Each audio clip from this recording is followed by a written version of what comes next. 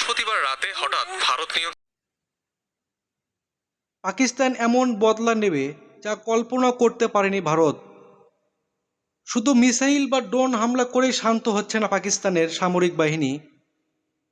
ভারত নিয়ন্ত্রিত কাশ্মীর সীমান্তে 40 থেকে 50 জন ভারতীয় সৈন্যকে হত্যা করেছে পাকিস্তান।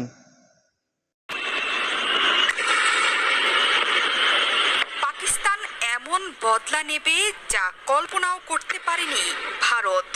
শুধু মিসাইল বা ড্রোন হামলা করেই শান্ত হচ্ছে না পাকিস্তানের সামরিক বাহিনী।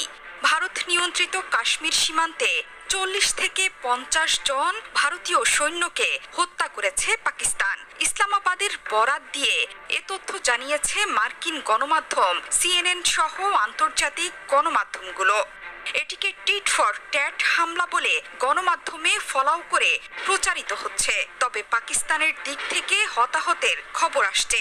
ভারতের পক্ষ থেকে দাবি করা হয়েছে পাকিস্তানের বেশ কয়েকটি যুদ্ধ বিমান ভূপাতিত করা হয়েছে, যার মধ্যে আছে F-16, JF-17 থান্ডার যুদ্ধ বিমান। তবে ভারত পাকিস্তানের এসব পাল্টাপাল্টি দাবির সপক্ষে এখনো কোনো সচিত্র প্রমাণ সামনে আসেনি।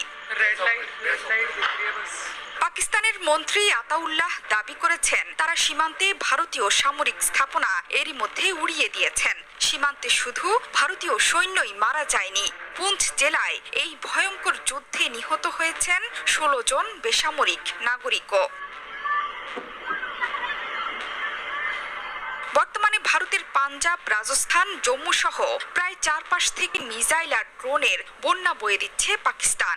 ভারতের চারদিকে মিসাইল ছুড়ে রীতিমতো অবরুদ্ধ করে ফেলেছে পাকিস্তান। শুধু মিসাইলই নয়, ড্রোন দিয়েও আঘাত হেনেছে পাকিস্তান। চারদিকে পড়ে গেছে কান্নার রোল। ধর্মশালায় বাতিল করা হয়েছে IPL ম্যাচ।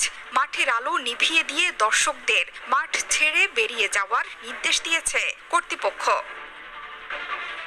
বৃহস্পতিবার রাত 9টার পর থেকে এসব মিসাইল একের পর এক আঘাত হানছে জম্মু এবং কাশ্মীরে। এর আগে বেজে ওঠে যুদ্ধের সাইরেন। এসব মিসাইল পাকিস্তানের আকাশ সীমা পেরিয়ে এসে পড়েছে ভারতের স্থাপনায়। উরি সেক্টর লক্ষ্য করে ক্রমাগত ধেয়ে আসছে মর্টার। এর মধ্যে পাকিস্তানের হামলার কথা স্বীকার করেছে ভারতের প্রতিরক্ষা মন্ত্রণালয়। এক্সে দেয়া পোস্টে জানিয়েছে পাঠানকোট, জম্মু, উধামপুরে সেনাঘাঁটি লক্ষ্য করে হামলা চালিয়েছে পাকিস্তান। ছুড়েছে ড্রোন ক্ষেপণাস্ত্র। তবে কোনো ক্ষয়ক্ষতির কথা স্বীকার করেনি মন্ত্রণালয়। এদিকে পাল্টা জবাব দিচ্ছে ভারতের সেনাবাহিনী। জোহরা চৌধুরী সেতু, 71।